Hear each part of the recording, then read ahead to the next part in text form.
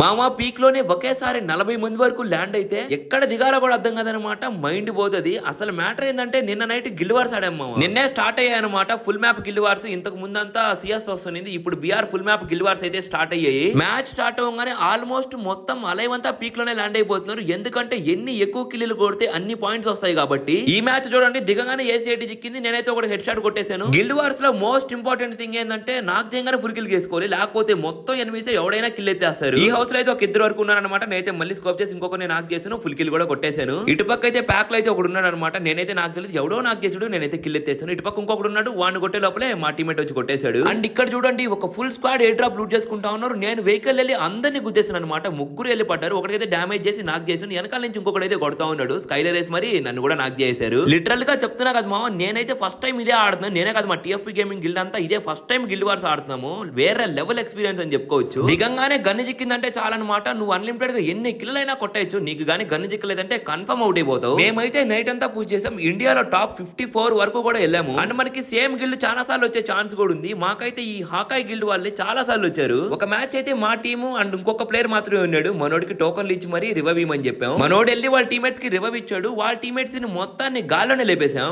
మా BR rank grand master push అదొక experience అయితే, గిల్డ్ వార్ ఇంకొక ఎక్స్పీరియన్స్ మామ. నేను మా టీమేట్స్ మొత్తం 3 స్క్వాడ్లు గిల్డ్ వార్స్ పుష్ చేసాం అనమాట. ప్రెజెంట్ అయితే మా టీఎఫ్పీ గేమింగ్ గిల్డ్ ఏపీలో టాప్ 2 ఉంది, ఓవరాల్ ఇండియాలో టాప్ 70 ఉంది. ప్రాబ్లం ఏంటంటే నైట్ నేను అందరినీ రమ్మంటే 20 మంది మాత్రమే వచ్చారు, చాలా మంది రాలేదు గిల్డ్ లో. ఈసారి అలా కాదనమాట, అందరినీ ఆడిపిస్తాను, ఇండియాలో టాప్ కి వచ్చేయాలి.